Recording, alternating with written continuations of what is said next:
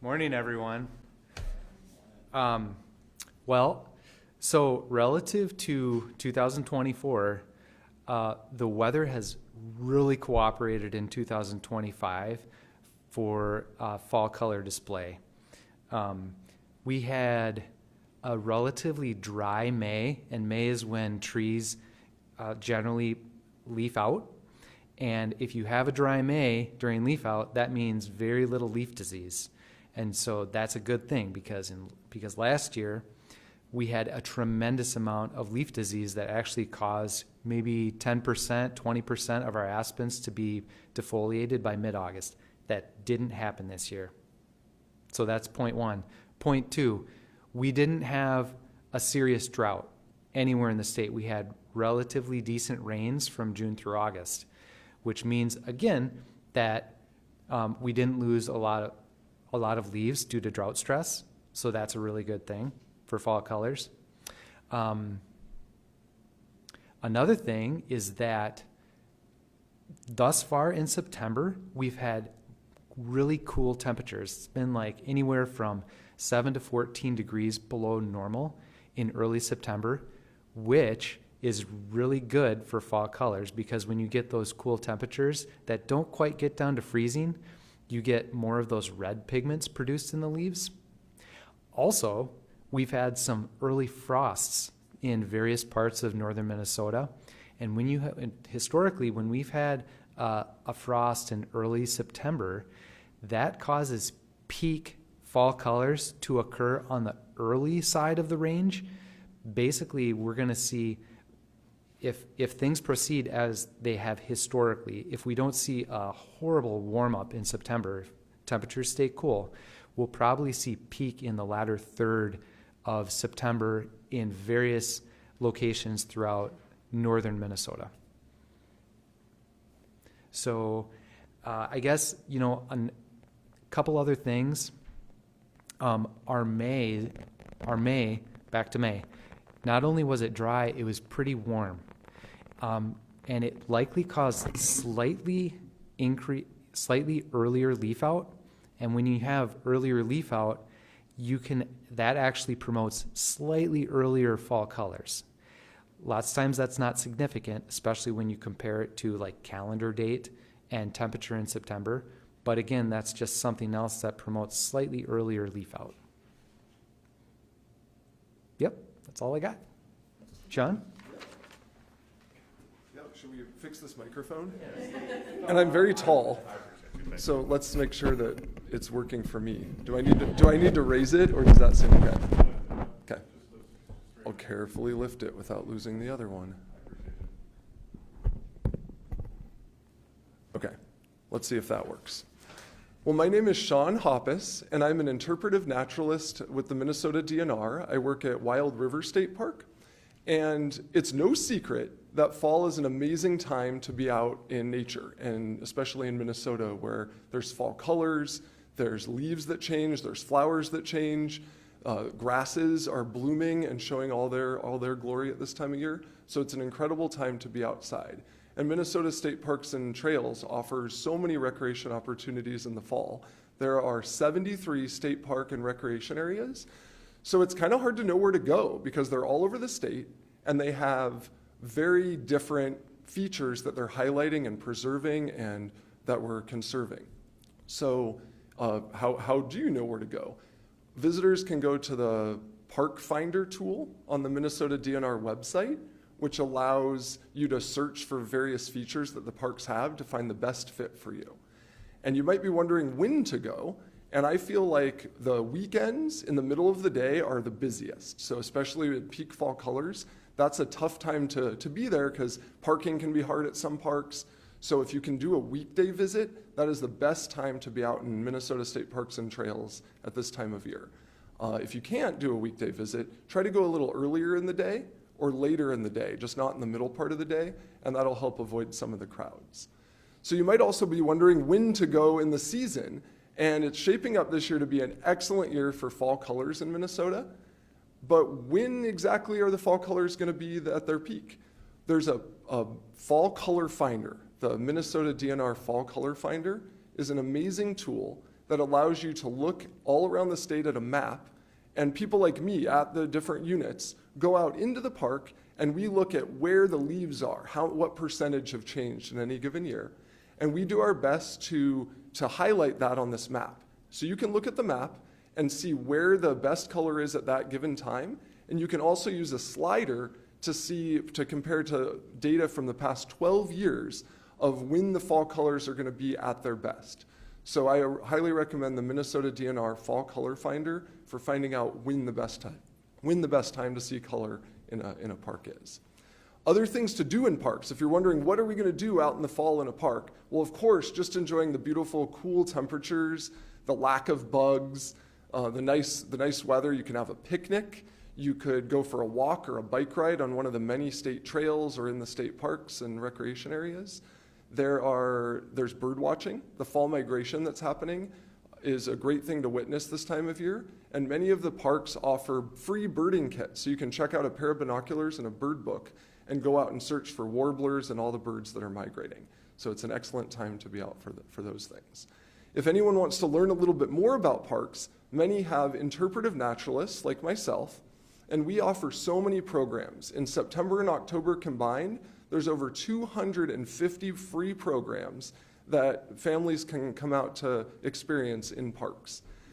Some of them are even fall color themed. So I'll just look at my list here, and some of the parks that have really amazing fall color themed programs are Wild River State Park, St. Croix, William O'Brien, Itasca, and Lake Bemidji. And if you're wondering where to go to find all of those programs, you can go to mndnr.gov/PT calendar, and all of the programs from around the state are posted in one location. If you're wondering how to make reservations, if you want to go camping in this beautiful fall weather, you can go to mndnr.gov/reservations, and that website will allow you to make reservations at many of the different state park campgrounds. If you're also not someone who likes to plan ahead, you might find that you just want to show up and do first come, first serve camping. Don't try that at the Minnesota state parks. They're all reservable. But you can go to a Minnesota state forest, and there's many, many campgrounds that allow first come, first serve camping. So I think I'll leave it at that, and I'll follow up with any questions you have later. Thanks, everybody. Do we have any follow-up questions about fall colors? How big is this to the state of Minnesota, fall color? It is a big tourist activity. I know our friends at Explore Minnesota do a lot of promotion of the fall colors. We know from our visitation data about state parks and occupancy data for camping, the busy time of the year at state parks used to be between Memorial Day and Labor Day. It's not anymore. We're still experiencing really high visitation numbers and high occupancy numbers for camping at state parks in through October. As we get into the later part of October, we do have some facilities within state parks that are not winterized, so we start to see camping fall off a little bit when some of those facilities need to be winterized, but we do see visitation. I'm sure our friends at Explore Minnesota could share more about the economic impact of that tourism. I don't have those numbers today, but we are seeing there are a lot of people that get out and enjoy the fall colors. You mentioned that folks, it used to be between Memorial Day and Labor Day, and now it's kind of shifted a little bit later. Do you know why that might be? I mean, I know a lot of people were getting outside during COVID, so like, was that part of it, or is it just the weather's a little bit nicer later in the year now, or what's that look like? Sure, I think there's a number of factors. Our parks are very busy, and there are some places where it can be difficult to get a reservation in the middle of summer. So that has expanded our season, so it now includes earlier in spring and later in fall. We also have, looking at the demographics of our visitors in terms of age, we have more and more visitors that are reaching that retirement age, and they're not tied to the school calendar, so when school starts, they can still get outside and enjoy all that we have to offer in state parks and trails.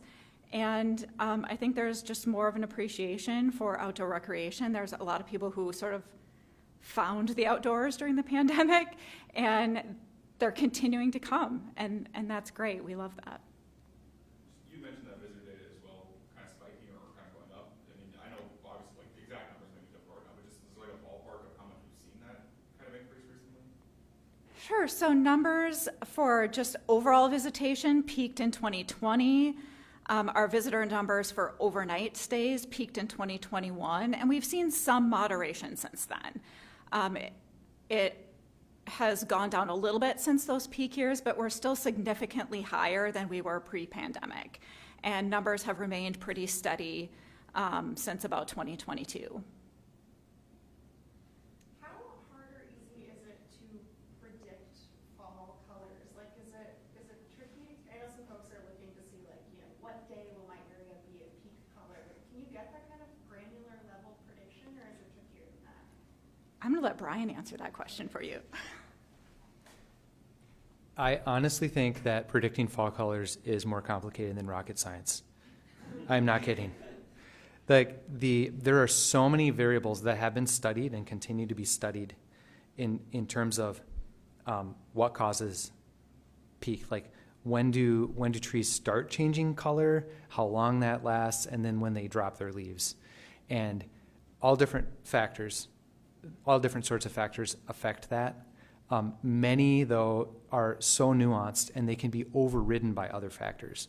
So the time in the year, day length, is the overriding most powerful factor, and that's never going to change.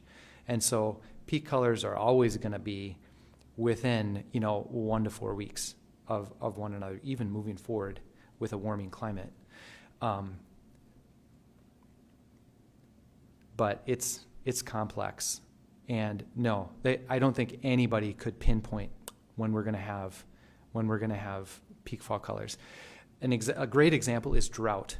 So generally speaking, the research suggests that drought delays fall colors a little bit, but not always in the research. And when we take a look at our fall color data that Sean mentioned, it's all over the board in terms of if we have a summer drought, sometimes it's before the average peak, sometimes it's after the average peak. So it's very complicated. Yeah, please. So I'll just follow up on that question by saying that it's even in the moment when peak fall colors happening, it's a little bit subjective. That the reporters for the fall color finders, we're out there in the parks and we're doing our best to say, yeah, this is peak. But there could be 2 peaks. In some parks, there's a lot of maples, which peak earlier, and then oaks that peak a couple weeks later sometimes. And then some trees go really early, and others of the exact same species, just depending on soils and other factors, might go a week or so later. So we just do our best to capture that. But when you come to a state park or recreation area, be open to outcomes. You might not see every tree in full color, but we're doing our best to show you when the absolute best time to visit is. But if you come a week before or after that, you're still going to find amazing things to see. You can find that in the dead of winter, but even a week or so on either side of the peak, you're still going to see some amazing sights in Minnesota state parks. Oh, and I'll mention one last thing. If you don't want to miss it because you forget to check the fall color finder, you can sign up for the weekly fall color update email, and you'll get a newsletter each week highlighting different parks and recreation areas that have great fall color and great things to explore. So sign up for that newsletter. It's awesome.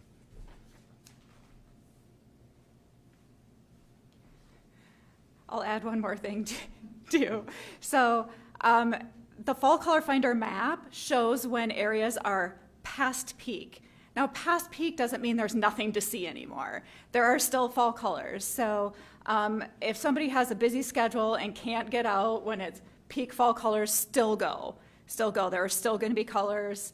Don't use that past peak as a reason not to go outside anymore. There's lots of fun things to do. Any other questions?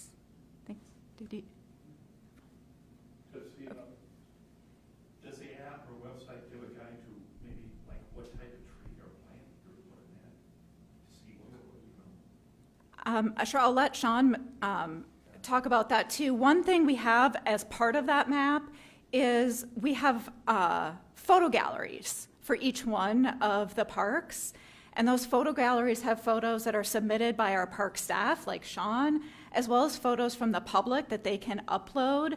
So if people want to see specifically what types of trees are at that location, they can check those photo galleries too and see, current, recent pictures and the types of trees and the types of color they might see. The Fall Color Finder map is focused on the leaves of trees. That's what we're highlighting the most.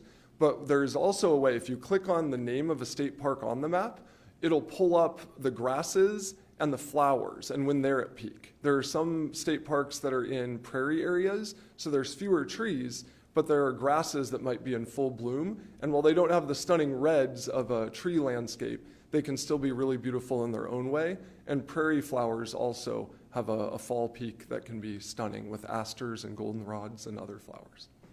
Besides the leaves, what else can folks see in state parks late in the season that you might not see in the springtime? Well, one of the things that you might not see in the springtime, but that you might see in the fall in state parks is no bugs. So it's not really something that you're looking for, but you're actually finding a lack of something that might be pleasant.